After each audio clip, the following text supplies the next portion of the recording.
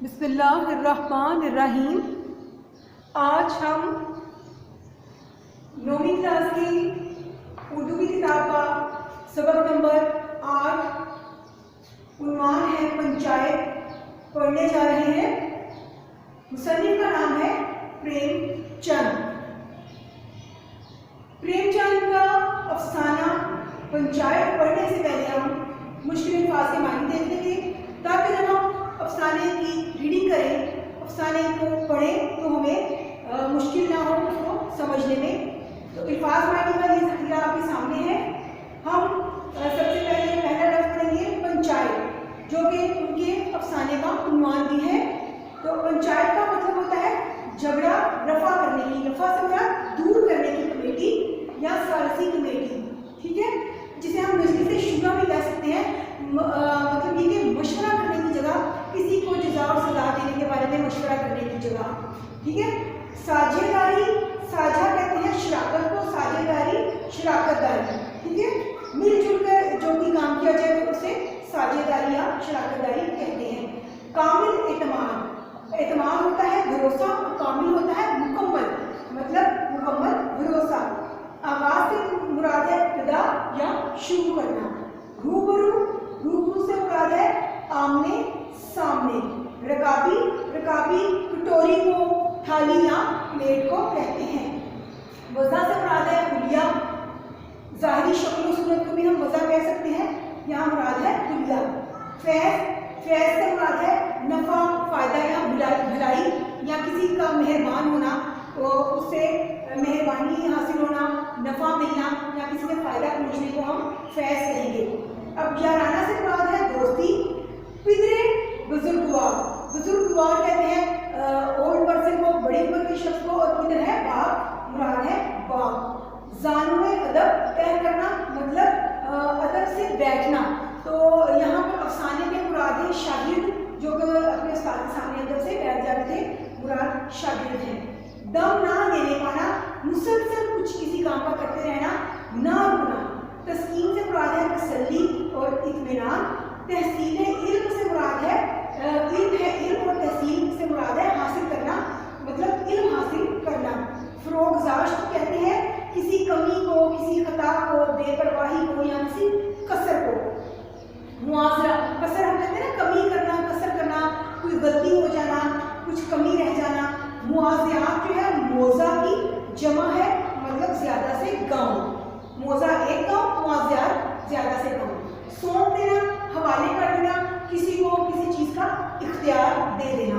تقدیر سے مراد ہے قسمت۔ قرب و جوار ہے آس پاس سے، ٹھیک ہے۔ پرسش، باز پرس کرنا، کسی کے بارے میں پوچھ گچھ کرنا، اور اس کا ایک میننگ جو ہے، ایک معنی او بھگت بھی ہے، ٹھیک ہے۔ باز پرس کرنا بھی ہے، کسی کے بارے میں پوچھ گچھ کرنا بھی ہے، تفتیش کرنا بھی ہے، او بھگت کرنا بھی پرسش کے معنی میں آتا ہے۔ بیوہ سے مراد ہے ایسی عورت جس کا خاوند فوت ہو جائے۔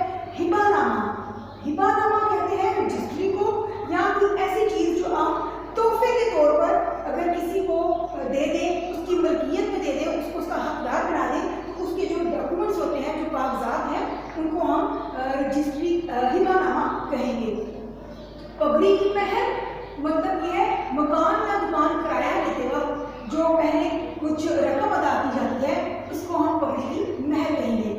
اہلیہ کہتے ہیں بیوی کو۔ مداخلت کرنا، دخل اندازی کرنا۔ رو دھو کر، بے دل ہو کر، مشکل سے کام کرنا۔ نباہ سے مراد ہے گزارا کرنا، اور بے اتنائی سے مراد ہے لاپرواہی، اور جامے سے باہر ہونا سے مراد ہے آپے سے باہر ہونا۔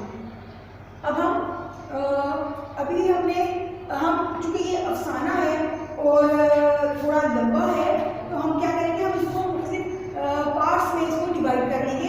یہ ہم پہلا حصہ آپ کے سامنے رکھا، پہلے حصے میں نے آپ کو الفاظ معنی لکھے دیے، اور میں اس کی کچھ آپ کو تشریح کروں گی، افسانے کے بارے میں بتاؤں گی، اور پھر دوسرے پارٹ میں باقی، اور اسی طرح سے اگر دوسرے پارٹ میں مکمل نہ ہوا تو ہم اس کا پارٹ 3 بھی رکھیں گے، تیسرا حصہ رکھیں گے، تاکہ ہم اس افسانے کو مکمل کر سکیں اور آپ کو بہت تفصیل سے سمجھا سکیں کہ اس افسانے میں کیا کہا گیا ہے۔ اب ہم اپنا سبق شروع کرتے ہیں۔ ہمارے سبق کا نام ہے پنچایت۔ سب سے پہلے ہم اس کے عنوان کو دیکھیں گے، پنچایت کس کو کہتے ہیں۔ اب یہ دیکھیں، ہمارے دیہات کا ایک کلچر ہے جس میں کہ عدالتوں تک رسائی ممکن نہیں ہوتی، کیونکہ عمومی طور پہ عدالتیں بڑے شہروں میں ہوتی ہیں، تو وہاں کے لوگ خود سے ایک ایسا نظام بناتے ہیں کہ جس کے تحت کسی کو کسی کے جھگڑے کو یا کسی بھی قسم کے مسئلے کو نپٹنے کے لیے کچھ معتبر عمائدین کو اکٹھا کیا جاتا ہے اور ان سے رائے لے کر وہ آپس میں مل کر فیصلہ کرتے ہیں، جس کے ذریعے جزا اور سزا کا نظام جو ہے وہ چلتا ہے۔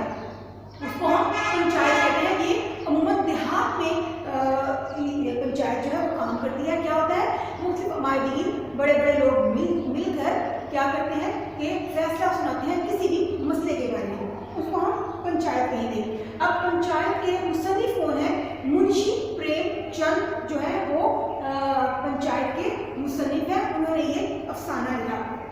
منشی پریم چند جو کون ہے؟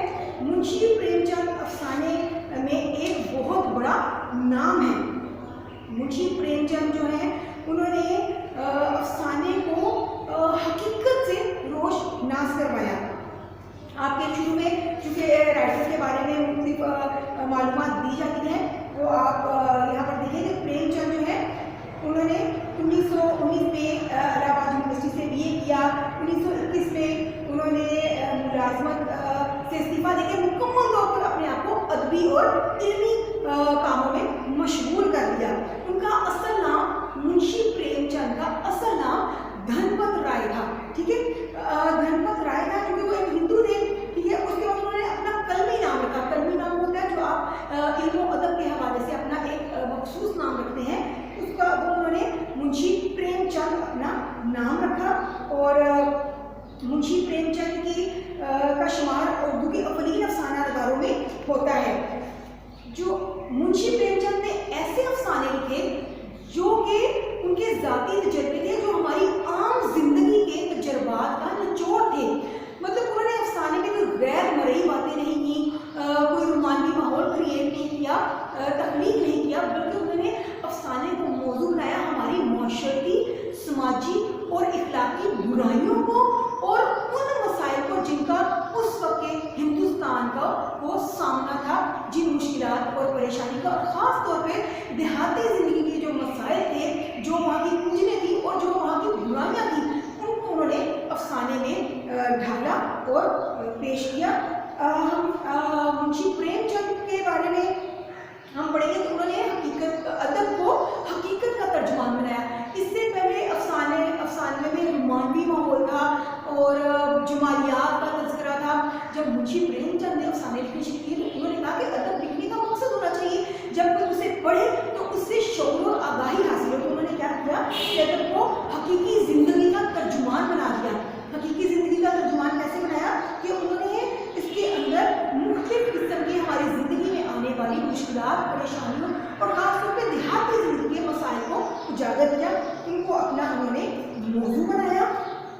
اب آپ یہ دیکھیے انہوں نے منشی پریم چند کے عام آدمی کے ارد گرد جو زندگی کا ماحول تھا، جو رہن سہن تھا، جو اس کی زندگی میں آنے والے واقعات تھے، ان صداقتوں اور حقیقتوں کو انہوں نے اپنے اور زندگی کے ان مسائل کو اپنے افسانے کا موضوع بنایا اور زندگی کی معاشرتی اور تہذیبی جو حقیقتیں تھیں ان سے لوگوں کو روشناس کروایا۔ منشی پریم چند کے بارے میں ہم نے پڑھا کہ انہوں نے ادب کو حقیقت کا ترجمان بنایا افسانے کے ذریعے۔ اور اس کے بعد ہم پڑھیں گے کہ افسانہ اصل میں ہے کیا؟ کیا ایسی صنف تھی جن سے انہوں نے ادب کو حقیقت کا ترجمان بنا دیا، ہمارے عام مسائل کو اس کے اندر سمو دیا؟ تو افسانہ جو ہے اس نے 1935 کے بعد مقبولیت حاصل کی۔ افسانہ اردو ادب میں رائج نہیں تھا، اردو ادب میں ناول رائج تھا۔ تو جب مغرب کے ادب سے ہمارے مصنفین نے ترجمے کیے مختلف چیزوں کے، مغرب کے ادب کے، تو ویسٹرن لٹریچر کے، تو وہاں سے انہیں ایک شارٹ سٹوری ملی مختلف رائٹرز کی، مصنفین کی، اس کو جب انہوں نے ترجمہ کیا تو اردو ادب کے مصنفین نے بھی پھر افسانہ لکھنے کا سوچا۔ تو یہ 1935 کا دور تھا جب یہ افسانہ اپنی معراج کو پہنچ گیا، جب ہمارے مصنفین نے افسانے میں ہر طرح کی زندگی کے मामलात को डिस्कस किया, अपने मसाइल को उजागर किया और अफसाने को हकीकत का तर्जुमान बना दिया। तो अफसाना जो है वो एक ऐसी चीज़ है जो थोड़ी मुख्तसर और इतनी मुख्तसर होती है कि जिसको एक निशिस्त में पढ़ा जाए।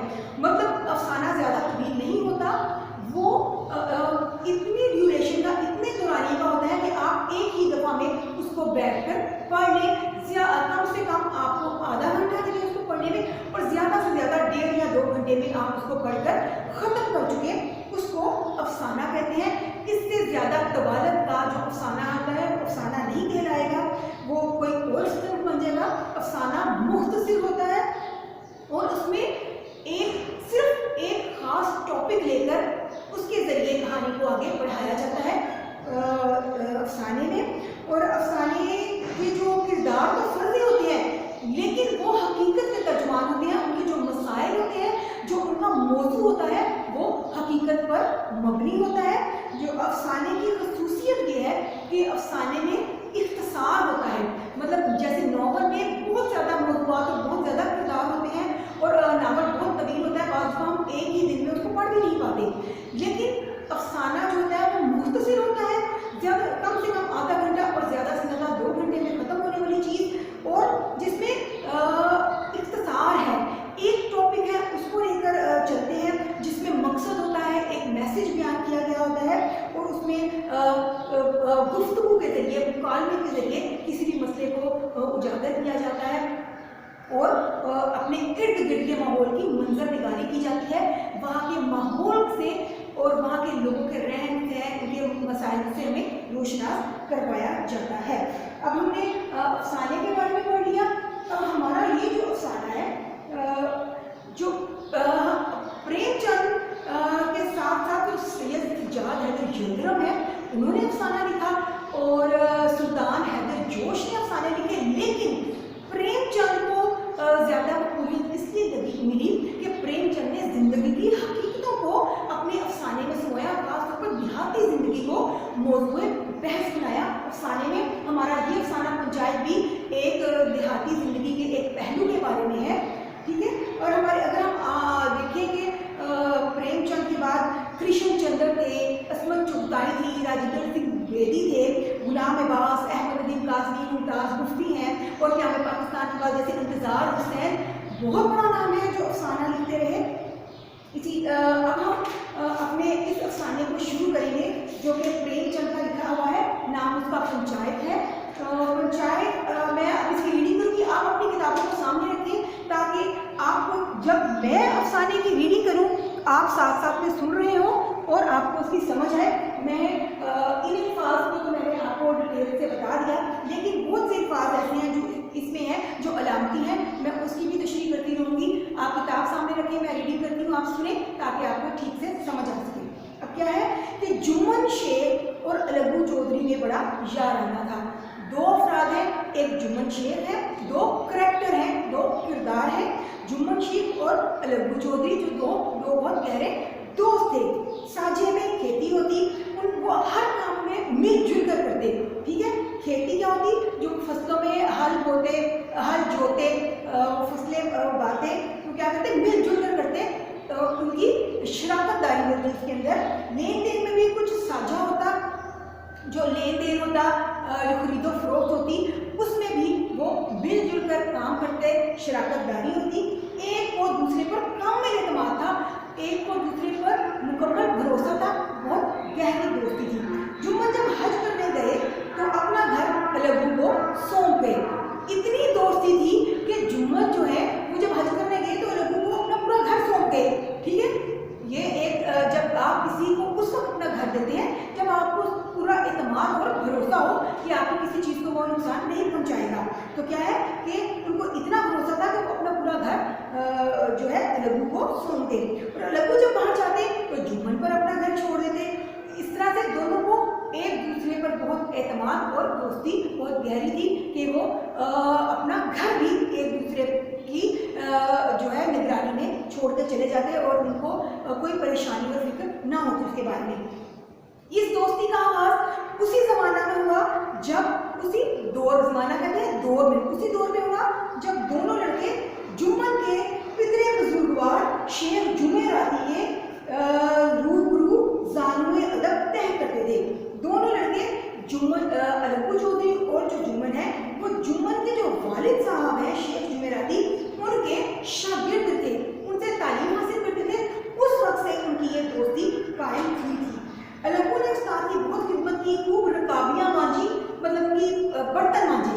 رکابیاں سے مراد پلیٹیں کٹوریاں ہیں نا, مراد یہ ہے کہ ان کے برتن مانجے, ان کی خدمت کی. مراد بتانا یہاں پہ یہ کہ ان کی خدمت کی, برتن مانجے, خوب پیالے دھوئے, ان کا حقہ دم نہ لینے پاتا تھا. مراد یہ کہ ہر وقت ان کا حقہ وہ تازہ دم رکھتے, کولے دہکائے رکھتے, تاکہ ان کے استاد کو کسی قسم کی کبھی کوئی پریشانی نہ ہو. ان کی ہر ضرورت کا خیال رکھتے. مطلب یہ کہ ان تینوں رکابیاں مانجنا, پیالے دھونا, حقہ دم نہ لینے کا مطلب ہے کہ وہ ان کی بہت زیادہ خدمت کرتے. ان کے بعد پرانی غذا کے آدمی تھے جو شیخ جمن تھے. ان کے جو والد صاحب تھے وہ پرانے رکھ رکھاؤ اور طور طریقوں کے مالک انسان تھے. تعلیم کے مقابلے میں استاد کی خدمت پر زیادہ بھروسہ تھا. وہ کہتے تھے کہ تم اگر استاد کی خدمت کرو گے تو زیادہ سیکھو گے. جب استاد کی کوئی خدمت کرے گا تو ظاہر ہے وہ خوش ہو کے اس کو اچھی باتیں بتائے گا, اس کو دعائیں دے گا, تو کہتے تھے کہ اس سے تم زیادہ سیکھو گے. وہ کہا کرتے تھے استاد کی دعا چاہیے, جو کچھ ہوتا ہے فیض سے ہوتا ہے. شیخ جمن کے جو والد صاحب تھے شیخ جمعراتی, ان کا کہنا تھا کہ سب کچھ دعاؤں سے ہوتا ہے. جب دعا اثر کرتی ہے تو انسان کی قسمت جو ہے وہ کام کرتی ہے. اور اگر الگو پر استاد کی یہ فیض یا دعاؤں کا اثر نہ ہوا, اب آپ دیکھیں خالی دعاؤں کے فیض سے ہی کام نہیں ہوتا, آپ کو محنت بھی کرنی پڑتی ہے. آپ جس مقصد کے لیے گئے ہیں اس مقصد کے لیے آپ کو کوشش کرنی ہوتی ہے, اور اس کے ساتھ دعا جو ہے بہت ضروری ہوتی ہے. پھر اس مقصد کی کامیابی کے لیے دعا ضروری ہوتی ہے. تو کہتے ہیں کہ خالی دعاؤں سے تو ان پہ اثر نہیں ہونا تھا نا, تو الگو پر استاد کے فیض یا دعاؤں کا اثر نہ ہوا تو اسے تسکین تھی. اب دیکھیں جب انہوں نے علم حاصل نہیں کیا, خالی فیض ہی دعائیں ہی لیتے رہے, تو کیا ہوا, ان کا تو اثر نہیں ہونا تھا, اس سے تو انہیں کوئی علم نہیں ملنا تھا. مطلب ویسا علم تو ملتا ہے کسی بھی تجربہ کار انسان کے پاس بیٹھے تو ضرور آپ سے کچھ نہ کچھ سیکھتے ہیں, لیکن جو اس مقصد کے لیے گئے تھے تعلیم حاصل کرنے کے لیے وہ تو مقصد کامیاب نہ ہوا. تو انہیں تسکین تھی. جو الگو چودھری ہیں ان کو یہ تسلی تھی, اطمینان تھا کہ چلے کوئی بات نہیں, ان کی دعاؤں کا اثر نہیں ہوا, لیکن یہ ہے کہ تحصیل علم کا کوئی دقیقہ اس نے فروغ گزارش نہیں کیا. کوئی دقیقہ, کوئی بھی انہوں نے کام, کوئی بھی ایسا محنت والا کام جو ہے انہوں نے اس سے اپنا جی نہیں چرایا, فروغ گزارش نہیں کیا, اس کی کوئی کسر نہیں چھوڑی. انہوں نے کہتے ہیں کہ انہیں یہ تسلی تھی کہ علم حاصل کرنے کے لیے انہوں نے اسٹرگل کی, دقیقہ تک کوشش کرنا. انہوں نے کسی بھی چیز سے دریغ نہیں کیا, کسی بھی کوشش کو انہوں نے نہیں چھوڑا, اس کا ساتھ نہیں چھوڑا, کوئی کسر نہیں اٹھا رکھی انہوں نے کہ وہ تحصیل علم کے لیے انہوں نے محنت بہت کی. یہ اور بات ہے کہ ان کی دعاؤں کا ان پر اثر نہیں ہوا. محنت انہوں نے کیا کی, انہوں نے استاد کی بہت خدمت کی. علم اس کی تقدیر ہی میں نہ تھا. انہوں نے سوچا کہ علم میری تقدیر میں ہی نہیں تھا, میں نے تو اپنی طرف سے استاد کی بہت خدمت کی, کیونکہ ان کے استاد کا کہنا تھا کہ استاد کی خدمت سے, فیض سے, دعاؤں سے ہی سب کچھ حاصل ہوتا ہے. تو چلے ان کی دعاؤں کا تو اثر نہیں ہوا, میں نے بھی کوئی کسر نہ اٹھا رکھی تھی علم حاصل کرنے کے لیے, تو ہو سکتا ہے کہ میری قسمت میں ہی علم حاصل کرنا نہ تھا. شیخ جمعراتی خود دعا اور فیض کے مقابلے میں تازیانے کے زیادہ قائل تھے.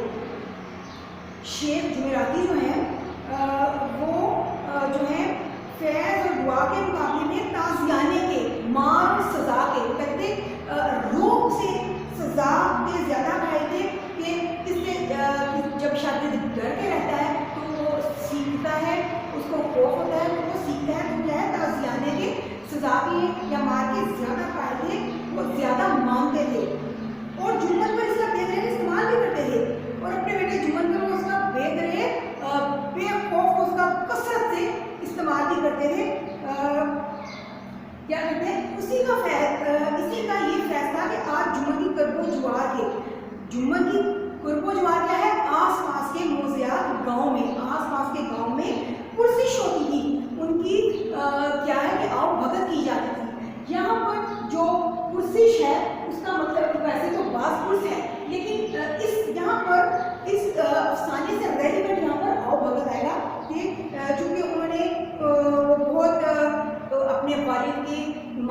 और सज़ा सही और वो एक बेहतर इंसान बनकर सामने आए और बहुत कुछ उन्होंने उससे सीखा। तो क्या है, उसकी वजह से इर्द गिर्द के गाँव में वो बड़े समझदार और अक्लमंद हो गए। तो इर्द गिर्द के गाँव के जो लोग हैं वो उनकी बड़ी आवभगत करते थे, उनका ख्याल रखते थे। शेख जुम्मन की एक बूढ़ी बेवा खाला थी। जो शेख जुम्मन थे उनकी एक खाला थी जिनके खामद फौत हो चुके थे। उनके पास कुछ थोड़ी सी मलकियत थी, मतलब कोई थोड़ी सी जायदाद थी उनके पास, और मगर गरीब का वारिस कोई ना था। लेकिन चूँकि वो बेवा थी, उनकी औलाद कोई नहीं थी।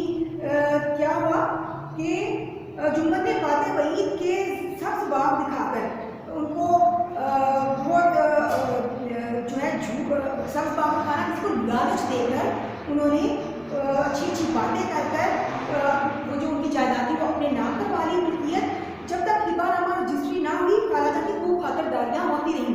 जो रजिस्ट्री जब तक जुम्मन के नाम ना हुई तो खूब आवभगत करता रहा खालाजा की, और उनकी बीवी भी उनको बहुत आवभगत करती रही। लेकिन जो ही वो रजिस्ट्री उनके नाम हुई तो उन्होंने क्या किया कि उनसे अब खाला बर्दाश्त नहीं हो रही थी, उनके वो नाज नखरे नहीं उठाए जा रहे थे, क्योंकि उनका असल मकसद था मलकियत देना, अपने नाम करवाना। तो जब वो उनके नाम हो गई तो उन्होंने क्या किया कि उनकी वो आवभगत भी ऐसा ऐसा खत्म होना शुरू हो गई।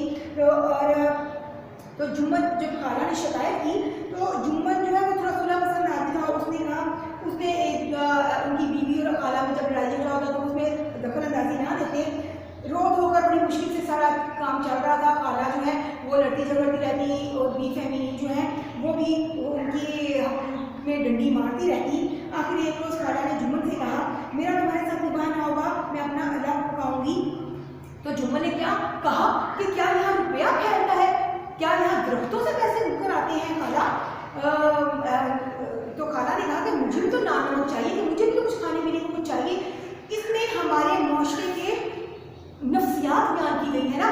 हमारे माशरे की नफ्सियात है, एक इंसानी नफ्सियात है कि इंसान को जब किसी से कुछ मिलने की तवक्को होती है तो इंसान उसके साथ बहुत अच्छे तरीके से पेश आता है, बहुत उसका शुक्रगुजार रहता है, उसकी हर चीज़ की तारीफ करता है, खूब उसकी खातिरदारियाँ खातिर तवाज़ु होती है, उसको किसी से कुछ मिलने की उम्मीद होती है। और जब वो उससे वो फ़ायदा हासिल कर लेता है तो वो शख्स फिर उसके लिए काबिल कदर नहीं रहता। बिल्कुल ये इंसानी फितरत को उन्होंने इसमें डिस्कस किया है और हमारे आम इंसान के रवैये को ये बयान किया है कि जब उन्होंने खाला से वो मलकियत ले ली तो अब चूँकि उनका मकसद पूरा हो गया तो अब उनको खाला की कोई परवाह नहीं थी। वही खाला जिसको वो हर वक्त बहुत पूछते थे कि ये बेवा है, बड़े हकूक़ जो है उनके अदा करने की कोशिश कर रहे होते थे। अब खाला के हकूक़ कहाँ पर गए? अब उनको ना खाला के हकूक़ और फ़राइज़ का कुछ मालूम था, ना ही वो इज्जत रही खाला की, क्योंकि अब उनका अपना मकसद पूरा हो चुका था। जुम्मन ने बस गुमाना अंदाज से जवाब दिया, चाहिए क्यों नहीं मेरा। जब उन्होंने कहा कि मुझे खाने पीने को कुछ नहीं चाहिए, खाला ने कहा, तो जुम्मन ने कहा क्यों नहीं, मेरा मुँह चूस लो। कोई ये थोड़े ही समझता है कि तुम ख्वाजा खिज़र की हयात लेकर आई हो। ख्वाजा खिज़र की हयात क्या है?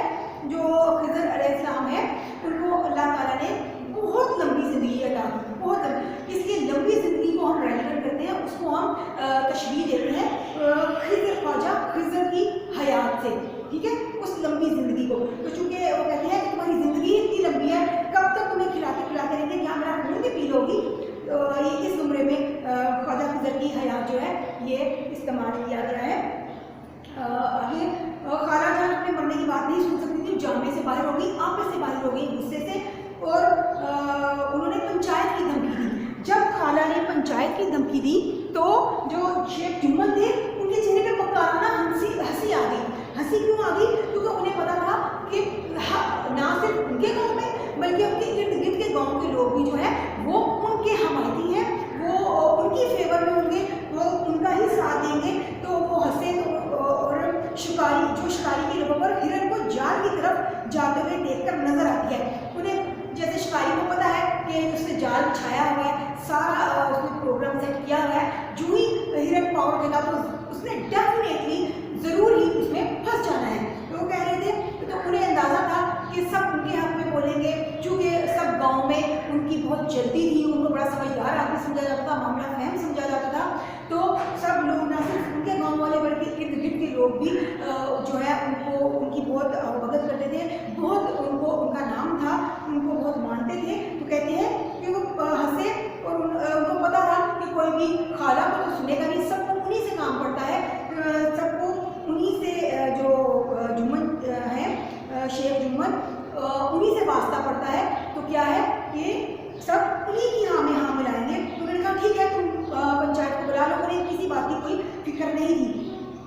تو انہوں نے کہا پنچایت کی صدا کس کے حق میں اٹھے گی، مطلب آواز، صدا سے مراد ہے آواز، پنچایت کس کے حق میں فیصلہ کرے گی، اس کے متعلق شیخ جمن کو تو اندیشہ ہی نہیں تھا۔ شیخ جمن تو اس وہم و گمان میں تھے، اس غلطی میں تھے، اس خوش فہمی میں تھے کہ سب تو ان کے لیے فیصلہ کریں گے کیونکہ سب کو ان سے واسطہ پڑتا ہے، تو فیصلہ یقیناً ان کے حق میں آئے گا، لیکن ان کو نہیں پتا تھا کہ یہ آواز کس کے حق میں اٹھے گی، ہو سکتا ہے کہ یہ ان کے خلاف میں اٹھ جائے۔ تو کرب و جوار میں ایسا کون تھا جو ان کا شرمندہ منت نہ ہو، جن کے لیے انہوں نے ان کی فیور میں انہوں نے کام نہ کیا ہو، ہر کسی کو ان سے واسطہ پڑتا تھا کیونکہ وہ بہت سمجھدار، معاملہ فہم سمجھے جاتے تھے، تو ہر کوئی ان کا شرمندہ منت تھا، ان سے واسطہ ان کو پڑتا رہتا تھا، ان سے کام پڑتا رہتا تھا، اس لیے وہ جو ہے ان کا احسان مند تھا۔ تو کون تھا جو ان کی دشمنی کو حقیر سمجھے گا، ان کی دشمنی کو کوئی کمتر کیوں سمجھے گا، بلکہ وہ ان کو دوست رکھنا زیادہ نہیں سمجھے گا، کیونکہ ان کو شیخ جمن سے واسطہ پڑتا رہنا ہے آگے بھی۔ کس میں اتنی جرت تھی جو ان کے سامنے کھڑا ہوتا، آسمان کے فرشتے کو پنچایت کرنے آئیں گے نہیں، مراد یہ تھا کہ جو زمین پہ لوگ ہیں، جو ان کے گاؤں کے لوگ ہیں یا ارد گرد کے گاؤں کے لوگ ہیں، جو کہ پہلے ہی شیخ جمن کے دوست ہیں، ان کو مانتے ہیں، تو انہوں نے ہی پنچایت کرنی ہے، کوئی فرشتوں نے تو آنا نہیں جو خالہ کے حق میں فیصلہ دیں گے، تو میرے حق میں فیصلہ، وہ بہت شور تھے، انہیں بہت یقین تھا کہ ان کے حق میں فیصلہ ہو جائے گا، لیکن انہیں یہ نہیں پتا کہ جو اللہ تعالیٰ کی لاٹھی بہت بے آواز ہوتی ہے۔ اس کے بعد کیا ہوا، خالہ جو ہے انہوں نے اپنی حکمت عملی اپنائی کہ وہ گھر گھر جائیں گی اور لوگوں کو کنونس کریں گی، لوگوں کو یہ بتائیں گی کہ